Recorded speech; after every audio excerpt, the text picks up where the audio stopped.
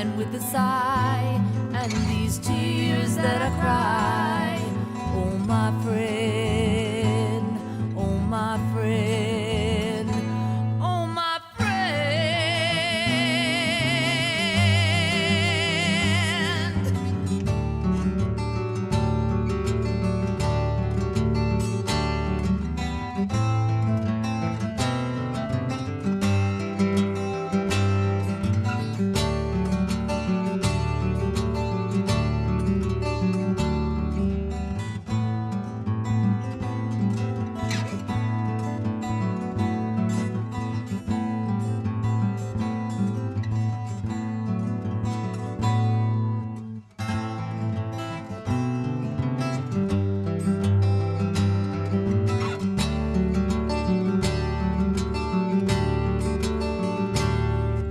Say goodbye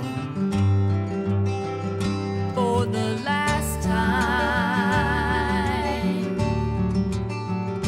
You must say goodbye for the last time.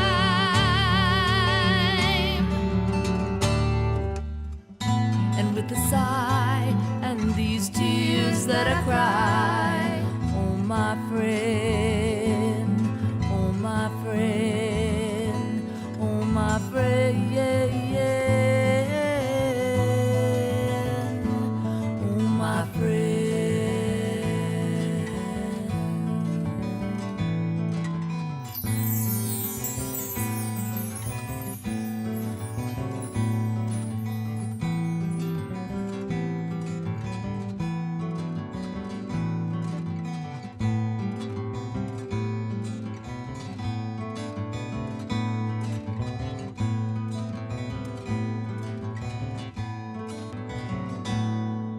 Say goodbye for the last time.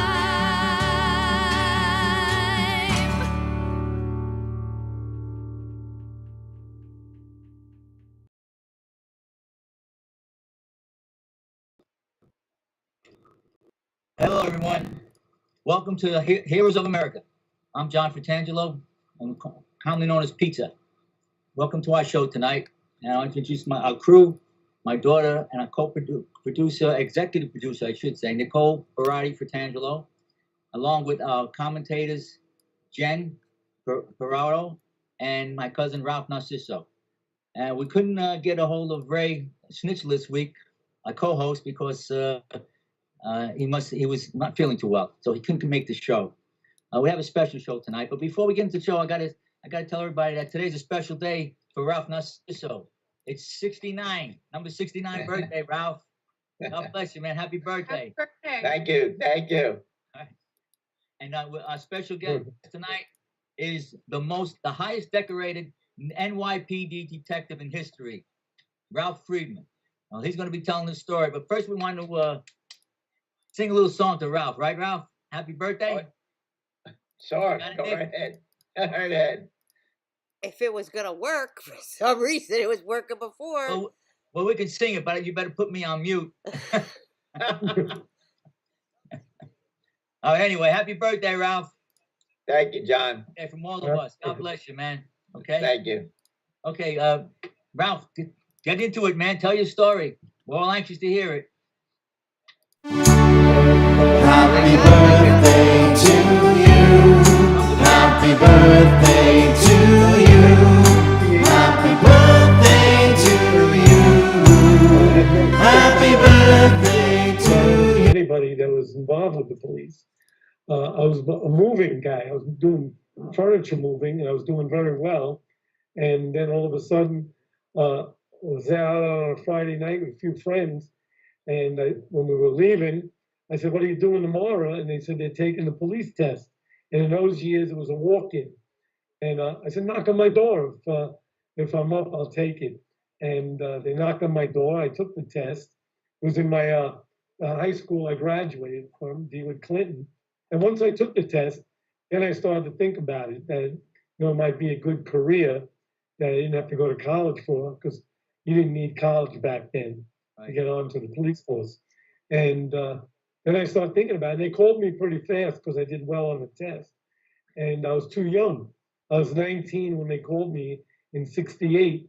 And they hired me as a police trainee, which I did all kinds of indoor work, but I wasn't able to have a gun permit yet or be on the street. So I did 2 years inside doing filing, switchboarding, those telephone switchboards we had back then, and filing reports and making police reports. And then 2 years later, in February of 1970, I got appointed patrolman. And I worked in uniform as a rookie, and then I did pretty well, making arrests and stuff. And I was active.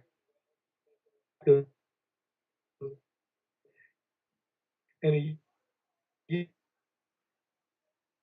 and a half later, I got into the blend into the neighborhood.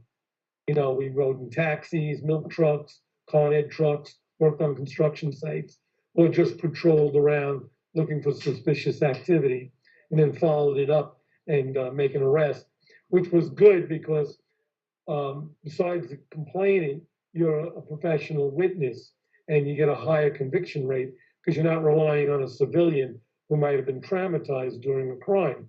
This way, we witnessed the crime for a while it's taken place, and we'd be able to testify, and we had a much better chance and a high conviction rate of putting bad guys in jail for a longer term. Ralph, excuse me, Ralph. You broke up. I might have missed it. At this time, were you in uniform or were you in plain clothes? No, I was in plain clothes. It was the anti-crime unit, and I worked in the 41st I was assigned to the 41st precinct, which had a very worldwide, or at least nationwide, reputation as Fort Apache. Fort Apache, right? Yeah. Well, yeah, and it had a reputation that was widely known, not just in New York. Like I said, people out of the country heard of Fort Apache. It was always, when they did profiles of the South Bronx, they talked about Fort Apache, and it was also made into a movie that starred Paul Newman back in those years, and it got very well known. A couple of presidents went there to make a political statement about urban blight and how bad things were, and they were going to fix it. I know Carter was there, President Carter. I can't at this moment think of the other president. The two presidents actually went into the area known as Fort Apache and made political statements from there. Okay. All right. I went to. What year did you graduate in Clinton? 67. 67. I graduated in 65. I was there. I graduated in 65. Oh, you were in Clinton too? Oh yeah. Oh. So we were actually there 1 year together. We were actually there 1 year together. Yeah, we probably were. Yeah. If you're, because it's 3 years. If you were there 2 years before me, we had to have an overlapping year somewhere. Right. Exactly. Yeah. That's funny. It's great. Small world. Small world, right? Yep. So, I working a few years in that crime, in 1975, I got promoted to. All right, I'm back on. All right, good. I'm sorry, we had a little technical difficulty, Ralph. Okay. Yeah, so in 1975, after a few years as an anti-crime, I got promoted to detective. Okay. And I left that area, went up more towards the North Bronx. Oh. But the bosses up there heard of me, and they started to see how I worked, and they let me still work that way pretty much. And they assigned me all the guns and robbery cases. And even though I was in the squad, which the detective squad, I was allowed to dress the same way as I did in anti-crime, and I was still hitting the streets, and I was making pickup arrests, which furthered my career in the detective bureau. So you made detective in 7 years? No, 5 years. 5 years? Wow. 5. Well, I got appointed 2/2 of 1970. Before that, I was a trainee. Oh, okay. I was counting. Which is actually. Okay, I get it. Yeah, those 2 years are actually considered civilian years. Okay, Yeah. I got you. All right. So I made detective in 5 years. And there was actually the first time in New York City history, they had a layoff of city employees, including police. Yeah. And they didn't have computers back then. And the cutoff happened to be 5 years. And I got informed that I was going to be laid off. I had to prove to them, which luckily, and by the grace of God, that I saved the pay stubs. And I had to go down to the city office and prove to them I had 2 years prior city time. So I didn't get laid off. Oh, great. Okay. And Right. it was one of like the last promotion. Right. I wound up, instead of getting laid off, I wound up being promoted to detective. And it was a 7-year freeze. And I made the next promotion was 1982. And I got promoted then to second grade detective. Okay. So Any Ralph, questions? Sure. yeah, so Ralph, so, you know, Yes. from watching your show, Street Justice, you know, Street Warrior, the Bronx, Street Justice, the Bronx. I'm sorry if I'm saying it wrong, but you know, Street Justice. that Street Justice, excellent show. Me and my wife loved watching it, and wish I would have seen more. But how can you tell us of like one or many or how many of your most memorable times on the street, your most memorable arrest or your most memorable case that you were working on? Well, I had a lot of high-profile action arrests where I was involved in 15 shootings on the street, where I had to shoot 8 people, 8 perpetrators, killing 4 of them, and I had to shoot 2 dogs in the line of duty also, which I'm a dog person. And I hated having to do that. One of them, died. The other one I actually picked up. It was a Doberman, and I picked him up after I shot him. And I rushed him to a hospital on 61st Street and the East River Drive. It's a famous veterinarian hospital, and they helped the dog. I only shot him in the leg. Okay. The other dog was shaped that they had to shoot the body. Right. But they were both, I don't know if I heard it on the podcast, but I guess he got upset that I said I had to shoot a dog.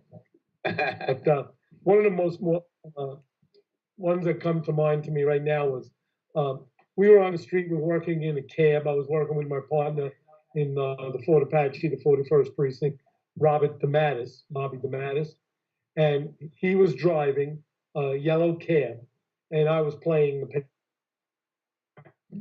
And we wound up seeing about 8 to 10 kids, and they were going over to people asking for money, and we figured sooner or later they were going to rob somebody. Like twisting it was that they went over to some guy and they asked him for money, and some words transpired, and it wound up the guy pulling out a gun and shooting a 15-year-old right.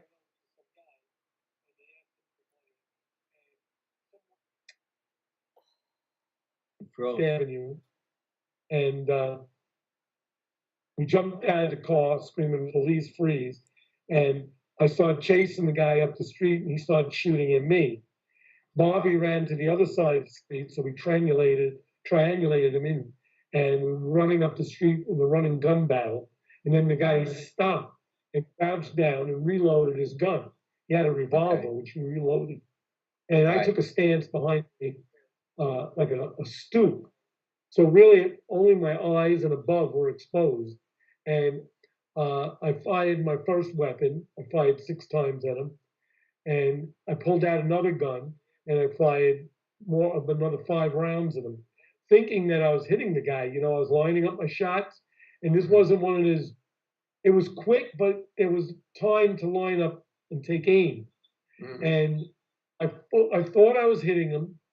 And Bobby hasn't fired yet because the guy had the presence of mind, even though he was drunk and high on drugs. He had the presence of mind to shoot one at Bobby, one at me, alternating his shots, keeping me pinned. And all of a sudden, Bobby was able to get a shot off. He fired 1 round, and I see the guy grab his shoulder and go down, right? So I run up to him, at this point, and he's on the floor, but he's starting to raise his gun at me again while I'm standing over him. And I had one round left, and I fired that round into his head, killing him right there. But after they came down to the morgue, I hit him like 7 times. Wow. 7 times I hit him, but he didn't go down. And what was your service revolver? Was it was a service revolver, 38 caliber? Yeah, always a 38 caliber. Right. Right. Detective Colt Special. I always carried a Colt because they were 6 shots as compared to the Smith & Wessons were 5. And at that time, NYPD did not use bulletproof vests, right? No, we as a unit, we bought our own bulletproof vests and our own shotguns, but they were very, very heavy, and we didn't really wear them. We kept them in the trunk unless we were like specifically going to hit a door, you know.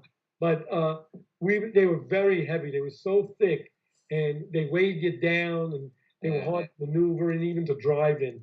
And we bought, as a unit, we bought 20 of them, the 4-1 anti-crime, and we also bought 20 shotguns on our own, 12-gauge double-barrel breech loads. So let me back up a minute. Sure. This is interesting to me because as a New York City detective and a highly decorated one, and you're doing anti-crime, you had to buy your own bulletproof vest and your own shotgun, correct? Yeah, this was in the early 70s. Wow. And, you know, they gave out stuff like that to highly specialized units, more like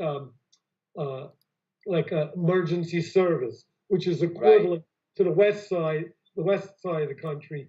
That would be their SWAT teams. In New York, we call them ESS, Emergency Service Squad, or ESU, Emergency Service Unit.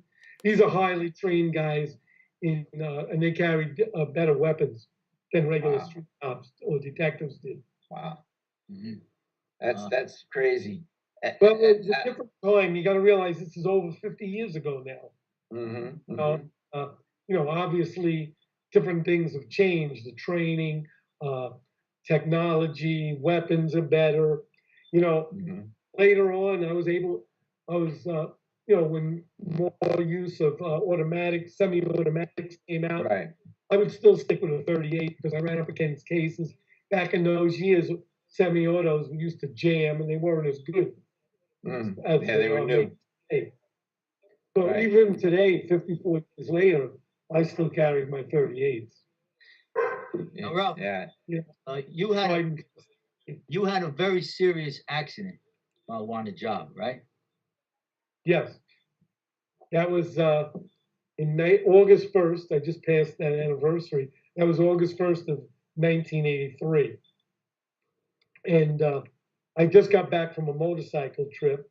I went down to Virginia Beach, and I came back because I used to do most of the driving. But this time, my partner drove because I was like still vibrating. And my partner, Timmy Kennedy, was driving. And around 9:30 p.m. to a 1013 signal, which is a cop was calling for trouble, calling that he was in trouble. He needed assistance.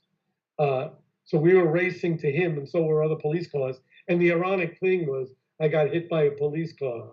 They T-boned me on the side, you know, and that was ended my career, something all the perpetrators wanted to do, and ironically got done by police officers.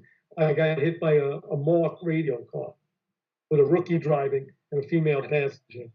I'd be on long, you know, because we came into an intersection, but the lights and sirens and the adrenaline canceled everything out, and I was a result of that. Everybody else was treated and released like in 12 hours. I wound up in the hospital for almost 3 months. Ralph, so that was what year? That was 1983, August 1st. Okay. You got busted up pretty bad, though. Yeah, I broke 23 bones. I shattered my right hip, and I broke my pelvic, left, right, upper, and lower. Wow.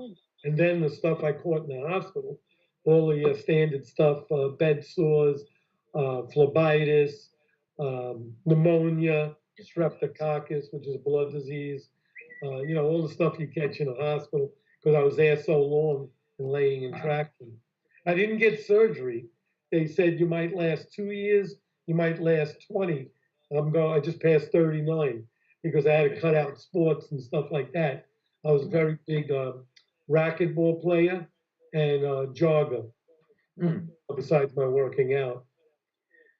So Ralph, so take us from that ended your career. You get out of the hospital, and now it's what, like 2 years later? Well, it was. It took me quite a few years, a couple of years to be able to be myself almost again. You know, I had to cut out sports and stuff, but I was able to work out. Excuse me. So when I first got out of the hospital, I was in a wheelchair for quite a long time, and then I made my way to crutches, and then I was able to walk again. How about? I'm sorry, Ralph. Yeah. No, go ahead, John. Were you ever threatened by any of the lockups? Oh, all the time. I was threatened by Black Panthers. I was threatened by gangs. I was threatened by perpetrators. I even had an incident where my girlfriend was tried to have me killed. Really? Wow. Yeah, the story on that one. What happened was, we made an arrest for a purse snatcher, right? Me and my partner, and it took us into overtime, and my partner went home. I took the arrest, he got the assist. So he went home, and I stayed to process the arrest.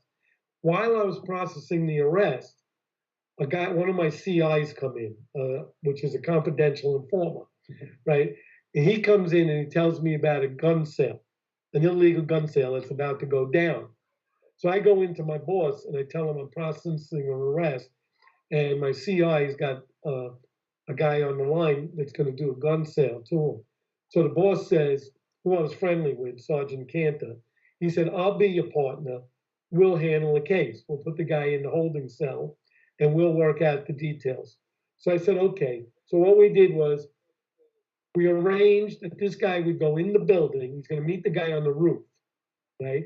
And we were going to go into another building, which was down the block, right? On the same block, but further away. And all the buildings were connected, right? And we were going to do an observation. And the plan was when my CI gets physical hold of the gun, then we'd move in.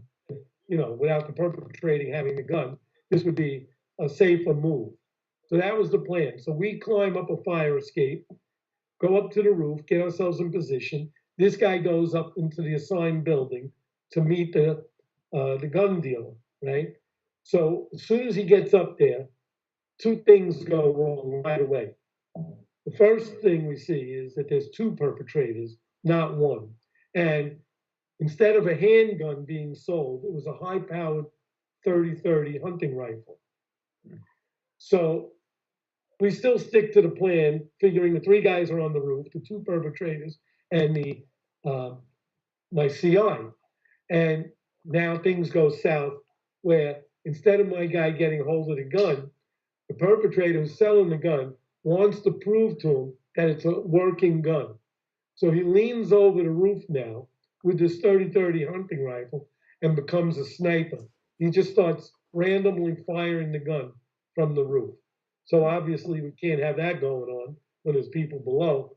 So we jump up and, you know, we're a good, I don't know, I gotta say like 50, 75, maybe 100 feet away. We jump up screaming police, running towards them. And the guy turns with the rifle towards us and fires. We open up fire. I hit the guy 2 times with the rifle, once in the hip, which spins him around, and my next shot hits him in the lower back, in the hip, or the ass area. And he goes down, right? And the other guy, the CI, he knows enough to go right down, right? And now they're neutralized. And the other unknown perpetrator runs behind like a chimney or like a kiosk, something where we couldn't see him, right? And I fired all my rounds then. I pull out a second gun now. And I start to go around this kiosk. And I got my gun out. And as I'm going around, all of a sudden he appears. And he has a knife raised above his head in a motion coming down to stab me. And I feel my finger tightening on the trigger. And before I could even pull that trigger, I hear a shot go off, right? And the guy goes down. my partner, which was my boss, went around the other side of this chimney kiosk thing and shot him in the back because he saw he was going to stab me. So the guy goes down, and the boss screams to me now to get the gun, because we left it laying on the floor when we went after the second perp, right? So I go to cross the guy, and all of a sudden he jumps up with the knife. So I fire and shoot him in the stomach right there, killing him. Then I run around and get the gun. And now we cuff up the guy that shot, who had the rifle, and we cuff up the CI, and the other guy is dead.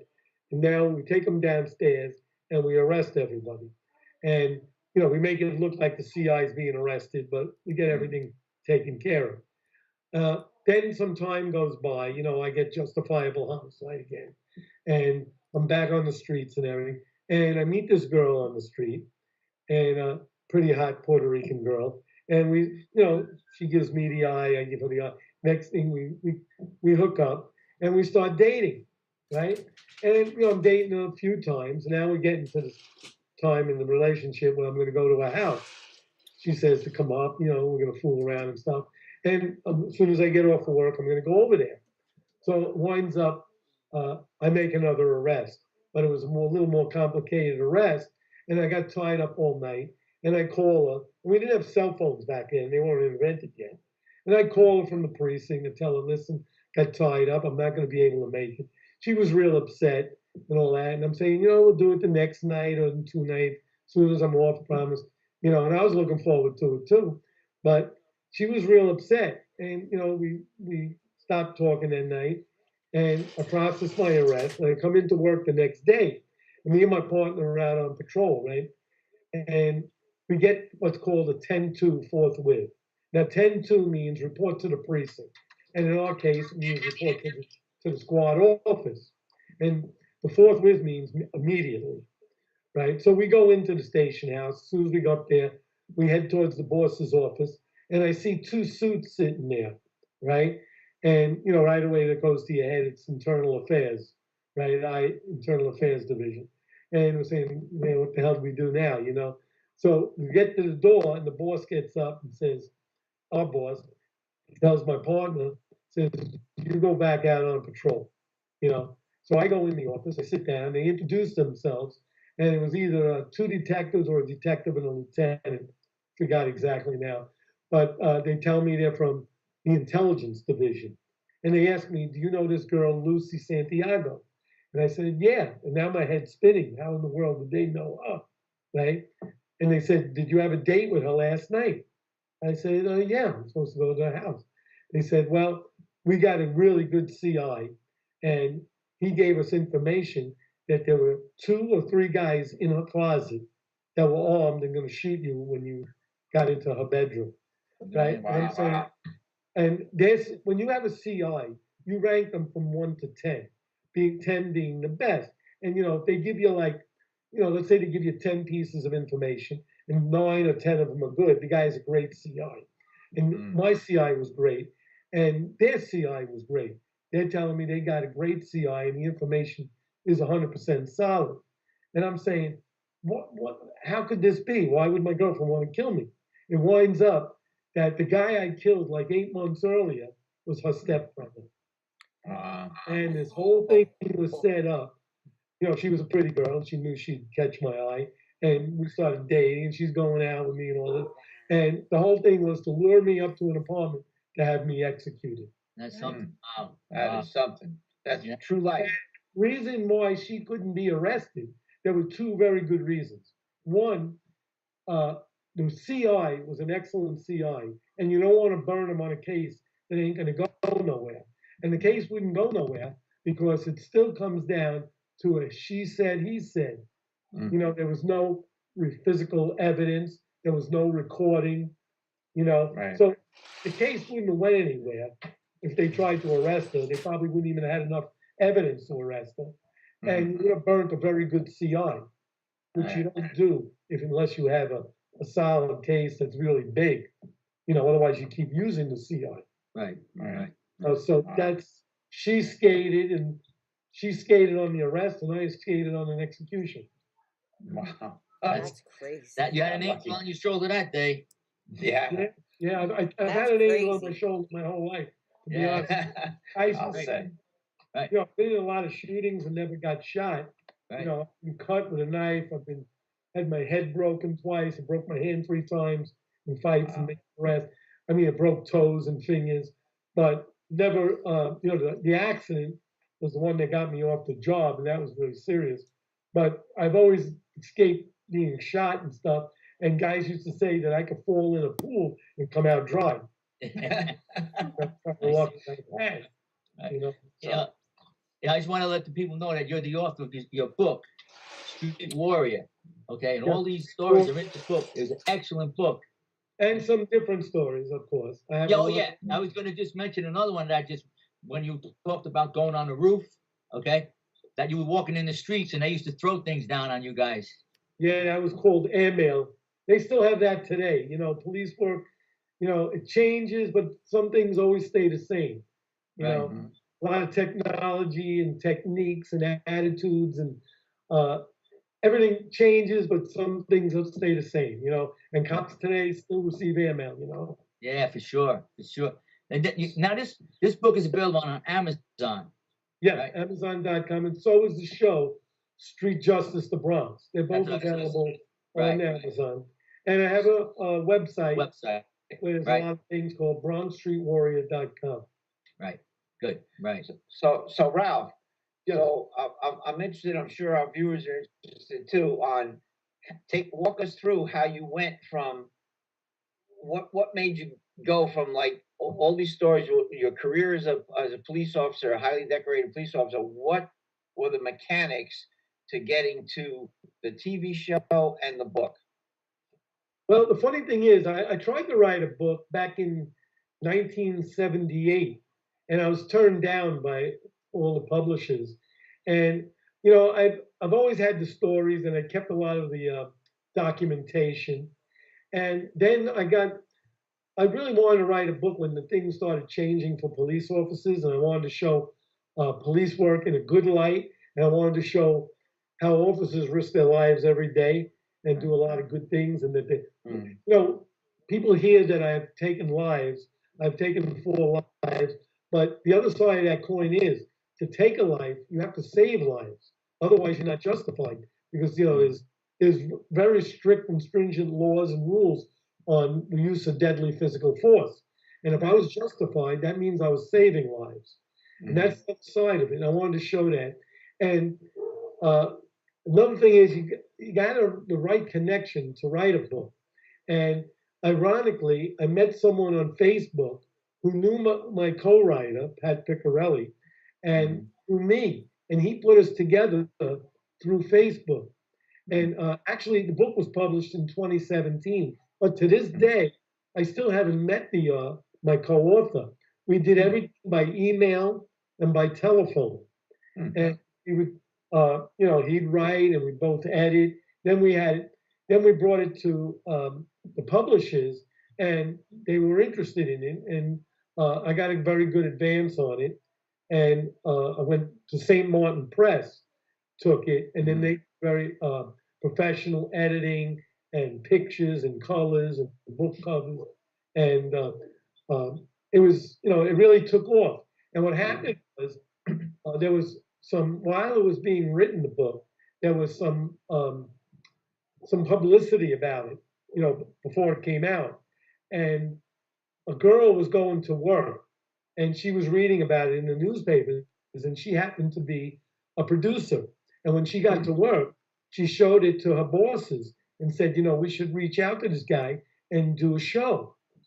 So they did reach out. They reached me, and we wound up doing a series. It was 6 episodes, 1 season, and it was started out on the Discovery Channel. The funny thing is, what happened was the ID channel didn't want it, and they're like the parent company of Discovery. Discovery took it, and they ran with it 3 shows out of 6. And after the second show, the investigation Discovery wanted it, and they picked it up. And what happened, I think that in a way, my personal opinion, was it sort of hurt the series because there was a lull in between. and it's sort of lost momentum. But I went from Discovery to ID, and there was a few months of lapse. And then they ran all 6 shows. They started from the beginning. But it didn't have that, they didn't invest enough money, I think, in advertising, and thought it left after Discovery, and it only had 3 episodes. Right. And then after the first season, there were a few problems. We were getting into it cost a lot of money to do what they call time sensitive or time specific stuff, because you have to bring everything back to the 70s. Had a closed. Also, another thing, my show versus other shows, my show's a lot in the streets. When they do a lot of homicide investigation shows, a lot of it is inside.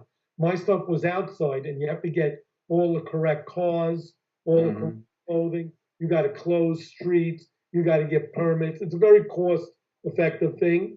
And while they were kicking all that around and getting financing, then we came into the anti-cop sentiment and the George Floyd stuff and police brutality, and it sort of like went against my show, sort of. Right. My policing was from a different time, and it's sort of not accepted today, let's say. But that's the way we were taught, we were trained, and we were taught to deal with violence, with more violence. We have different words today and different procedures that weren't invented yet. De-escalate, and the kind of softer police, and politicians running police departments. We used to have police commanders run the police department who had experience, knowledge, and training. And I think it's wrong that today the politicians get involved. It's like the janitor in the hospital telling the heart surgeon how to do the surgery. That's what you got, politicians telling police how to do their job. It's the only job in the world that gets criticized every moment, every day. Everybody knows how to do policing, but police have it really tough, and they don't get the backing they need from the DAs, the assistant DAs, the judges, the parole boards. Of course not. They don't get prosecuted. To every case you read about in the papers today, the guy's got 45 serious arrests. I mean, how does that happen? 45 times, and that means he did it 200 or 345 times. Right. He only got caught 45. And you're telling me the DAs don't prosecute? They want to make armed robberies with a gun a misdemeanor. It's just crazy stuff today. Things we were taught that we were told then, we were turned out, when we turned out a roll call, put the bad guys in jail, protect the public. And that's what the police were doing, and that's the real job. And the police department takes it serious, but it's getting all twisted up with politics and politicians. Right. Everything has a political. You should be protecting the law. That's what they're made for the decent citizens. And I feel that decent citizens, to make the system work correctly, decent citizens got to respect the police, and criminals have to fear them. Right. Exactly right. They're sort of getting lost today, where bad guys and career criminals are being hailed as heroes, and are being hailed as the bad guys. It's insane. Right down. It's insane. Ralph, I want to ask you. I'm sure it's turning over in their graves. They put lives on the line, and the city was getting really pretty good and safe, and everything was working correct, and politics turned things around. Politicians, they spend all 4 years fighting each other. Spend half that time trying to make America better. We'd be the strongest and best country in the world. If they would have worked. Anyway, we could be so much better if Democrats and Republicans got along and just did their jobs in doing good for citizens. Instead of fighting each other, right? Yeah. That's all they do is make committees and hearings and investigations on each other. Meanwhile, the world's ready to explode. The world's ready to explode right in front of them. Yeah. And they're worried about what color hair they got, and who's a boy and who's a girl and who's a freak. Yeah, they can't even decide what bathroom to use. Hey, Ralph, I want to ask you something. I watched your miniseries, okay? Yes. When you gave me the book, I watched your miniseries, you told me about it, and then I read the book, okay? It was like identical. So did you have to get a script writer to put it into a script, or you just take it out? Did you just take it out of the book? Well, the production company, I gave them hundreds of stories. we were ready to go with other seasons, but they picked the stories. Right. Because the book, there's some stories that are different in the book and on the show. Right. They pick out different ones that they think would come across more entertaining. Right. But everything had to be documented. For the show, they have like what's called fact-finding teams, which is a lawyer has their investigators. But I did like 90% of their work. I supplied the documentation, which I saved. But and for Discovery and for ID, their shows are supposed to be vetted very carefully, and they do like true stories, and they want to document them. And the same with the book. When a major publisher gets a book, they wanted everything documented. I had to face fact-finding teams also. Oh, okay. And if I didn't supply the proof, they would go to court or to the police records and the archives and document everything. Jen, you got anything you want to ask Ralph? I do. My question for you is, when you were actively working, how was your sleeping? Did you find yourself unable to sleep sometimes, constantly thinking about things, your mind racing, thinking about cases, or were you able to just shut it down? I was young then, but I was able to shut it down. I slept very good, but because I did a lot. When I went out to work, I always went to work like combat ready. Where I'd work out first. I was well rested and well fed. I went there with a mindset because I worked in specialized unit that, we always handled dangerous stuff. And I felt you had to have that warrior mindset. And I also worked out a lot. If I wasn't working, I worked out. I always said it was like the 4W club, I belonged to. Workout, weights, women, and that's how it was, And by the end of the day, or whatever my day was, I slept good. Oh, work, weights, women, and wheels. I was into motorcycles and cars. But I was able to shut down, and today, it's funny, I find it harder to sleep today than I did then. And even back then, the adrenaline was pumping all the time. But when I was up, my mind was always racing, but I was always combat ready, and I was very observant because I made a lot of off-duty arrests. I made over 100. I made 105 off-duty arrests, which is pretty unheard of. And I did all this stuff in my career only in 14 years. It's cut short with that line of duty accident.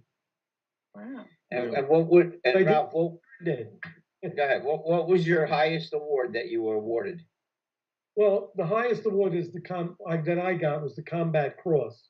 There's only one medal higher than that, which is the Medal of Honor, which is 95% of the time awarded posthumously. The officer died in line of duty.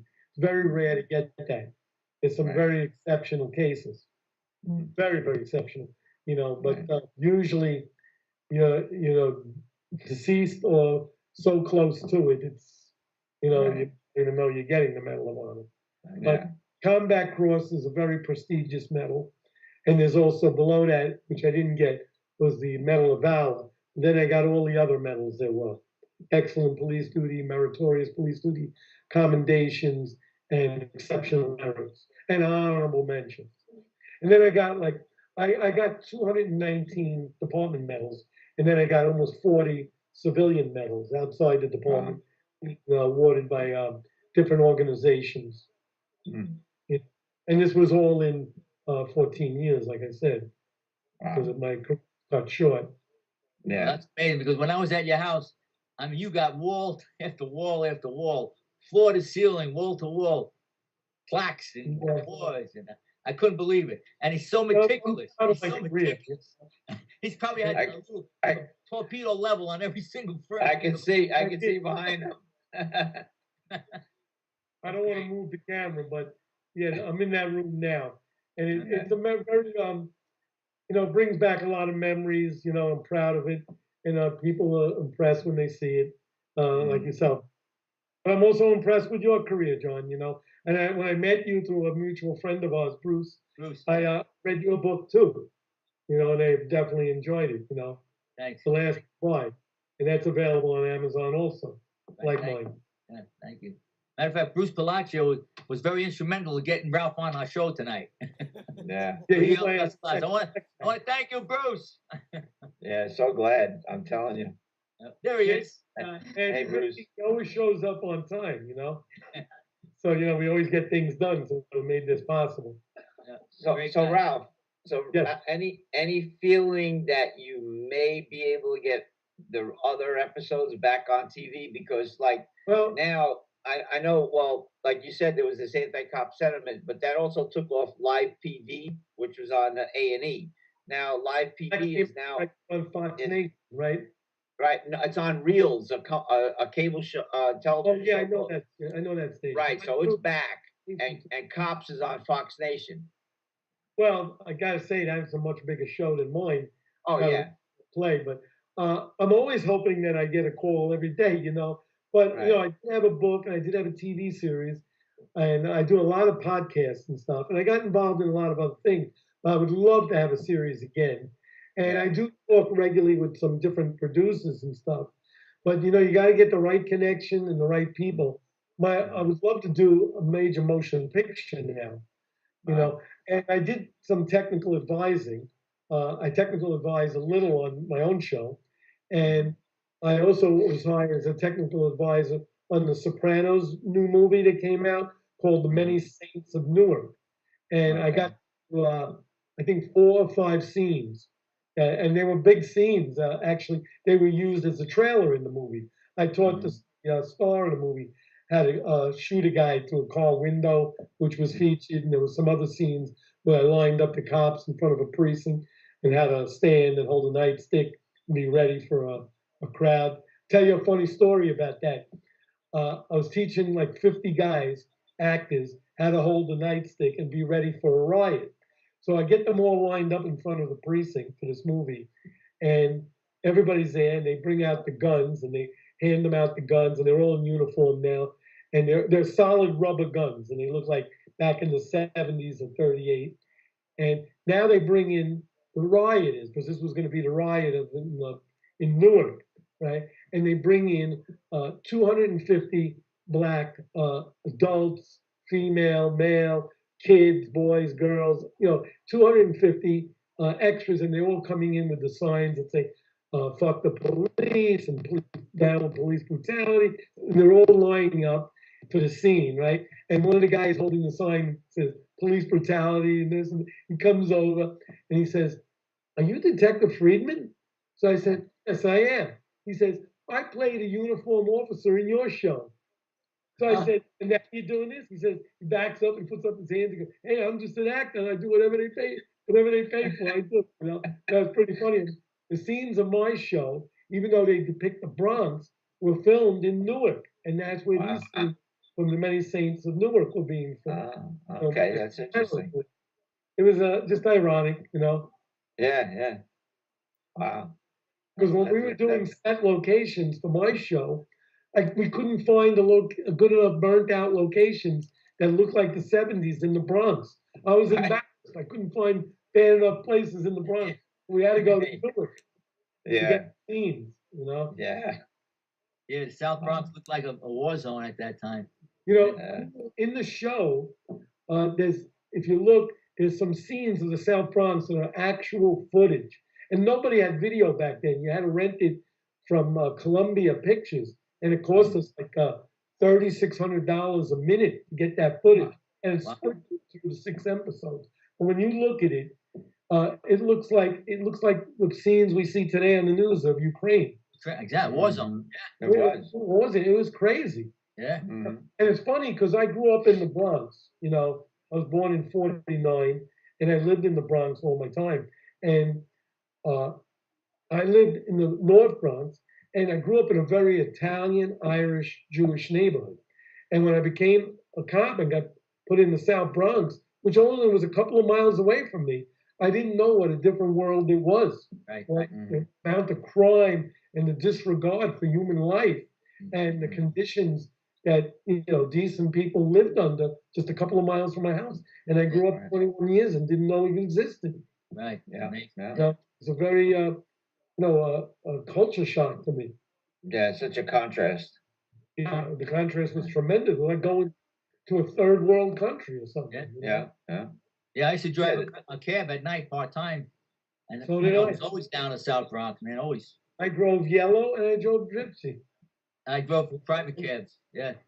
But still, when you're a cop on the street and you get exposed to the underbelly and things that people don't really see because they're home in their beds, because there's cops out there doing their jobs that they could sleep in their bed peacefully, and you see the violence and the criminality that goes on a daily basis.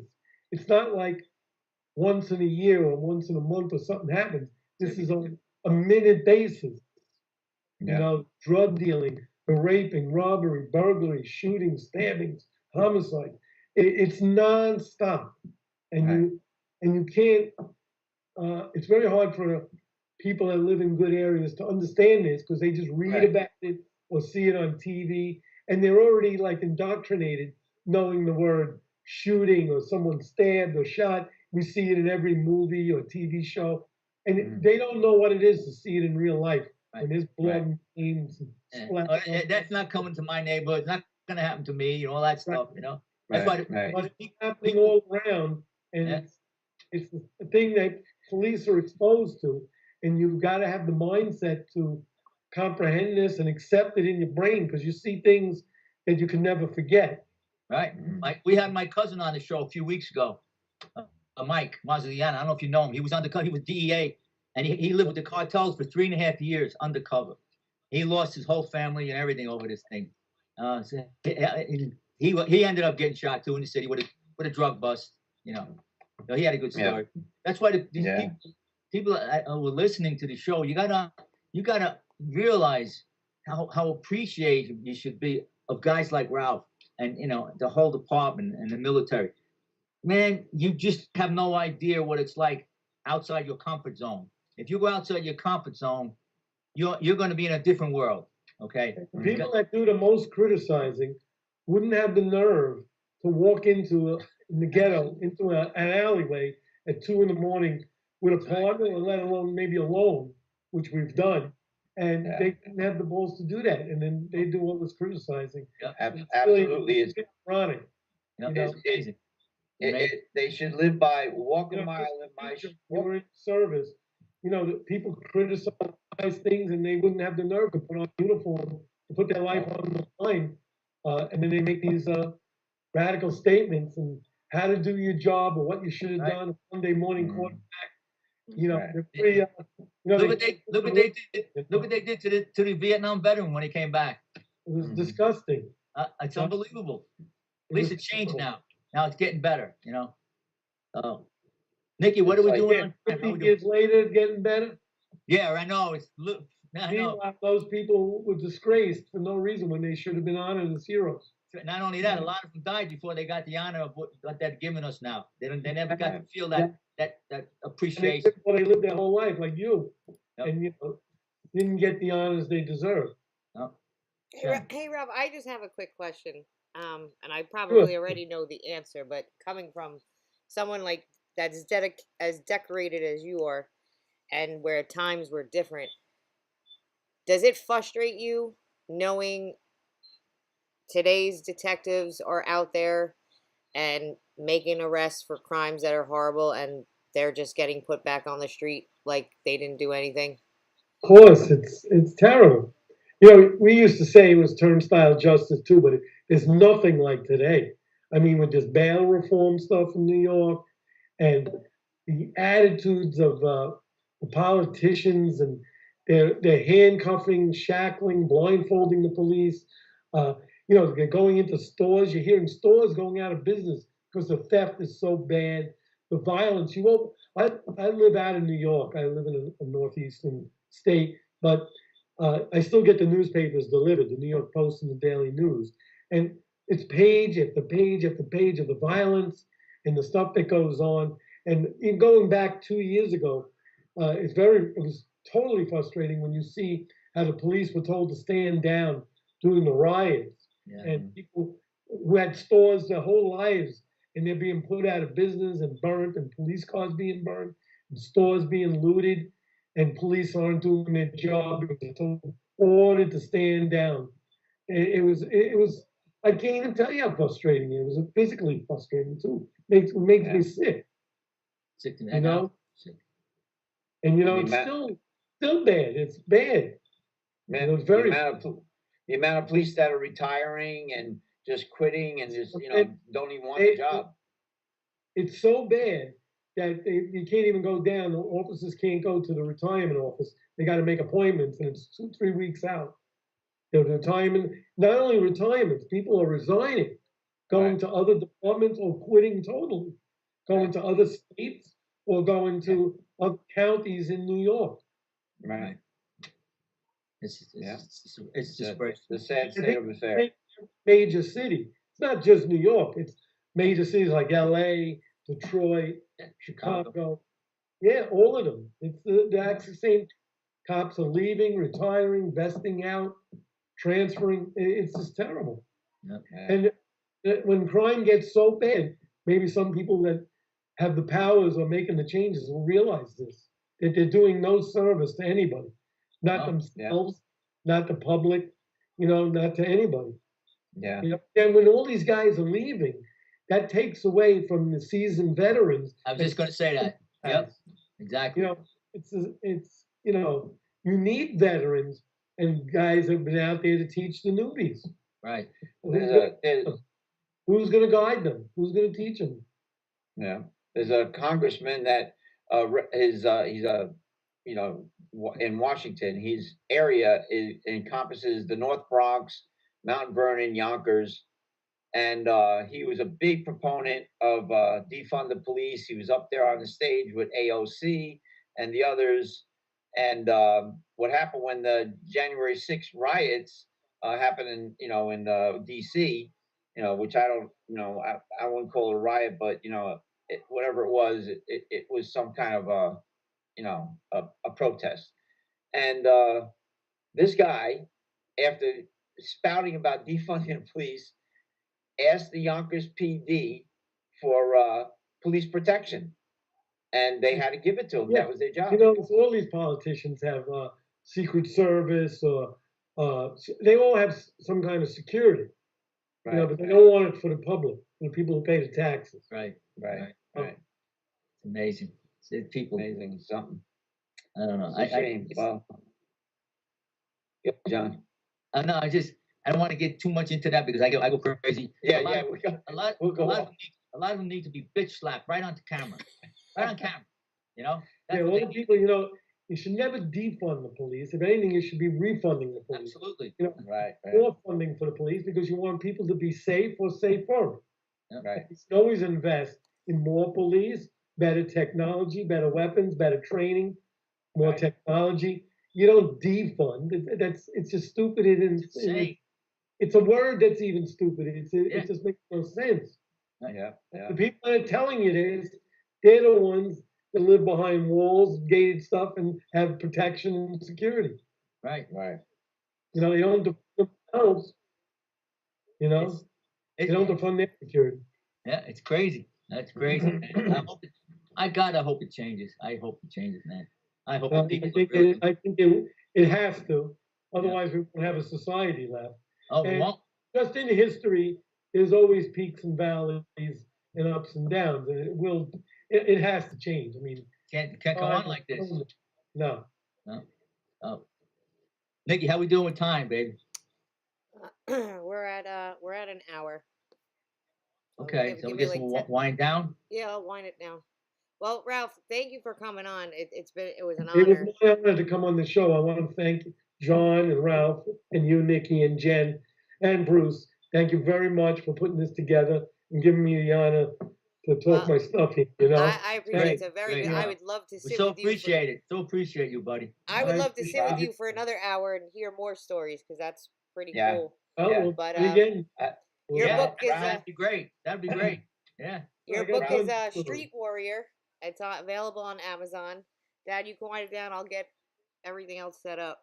But Ralph, it was a pleasure for you coming on. Thank you so much, and I want to Thank hear more one day. well, we'll definitely do it again. Okay, great. Thank you. Thank you, Ralph. Be safe. Appreciate it. Thanks, everybody. Okay. Take care. Thanks, Well, everybody. Have a you safe can go night. on for, you can, if you have another question, give me like 5 minutes. Okay, I know. I wanted to also give credit to our song was written by and composed and performed by a good friend of mine, Roberta Roberts. And ironically, she wrote that song 30 years ago when her father died. And she called it, my God, my mind goes blank all the time, man. Say Goodbye for the Last Time, okay? And when she saw my book, she said, John, you got to see this, you got to listen to my song. So she did. So she gave me permission to use it, and she's making a CD, which she didn't finish yet. So she's so thrilled that we're using it on the show, and it's perfect. It's perfect. Definitely fitting. It's great, Great. So if you listen to the words, it's really good. So thank you, Roberta. I forgot. I'm sorry I didn't mention at the beginning of the show. I get tongue-tied when I first come on the air. I get a little nervous. Anyway, okay, everyone, thank everybody. And all you people out there, thank God you. bless you all. Ralphie, happy birthday. Thank you. 69. Thanks, everybody. Okay, don't forget the book, Street Warrior, okay? Side by side with The Last Goodbye, okay? There you Two go. great books. I don't know if you can see them. Excellent. We want to see more. Great. Okay. God bless everybody. Ralph. All right. Take care. Have a good night. Thank you. Take care. All right. Have a Thank good night. you. Say hello to Grace. Will do. Okay. Don't worry. All right. Bye. Bye-bye.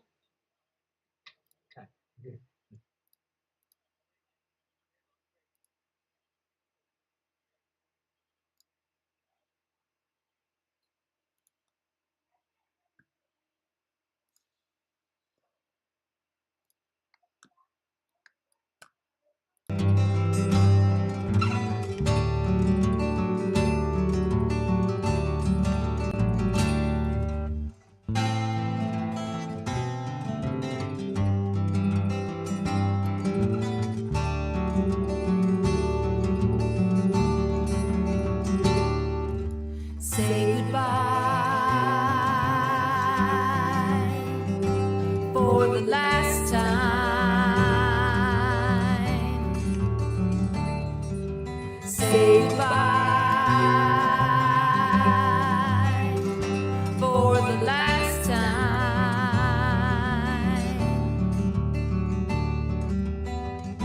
And with a sigh and these tears that I cry, oh my friend, oh my friend, oh my friend.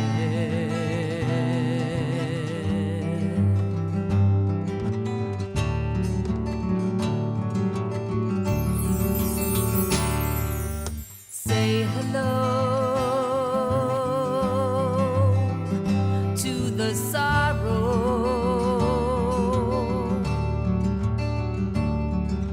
Say hello to the sorrow.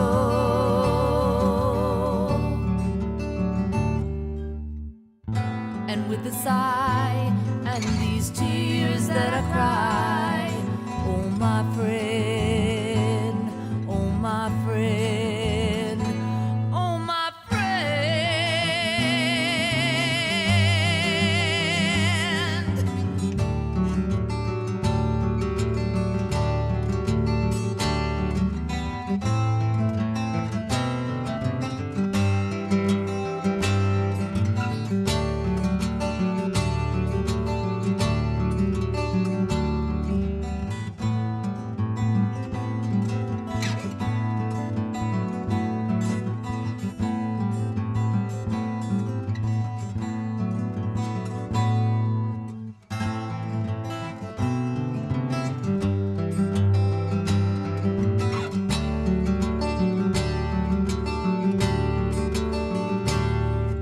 Say goodbye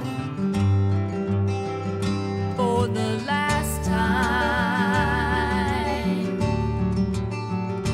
You must say goodbye for the last time.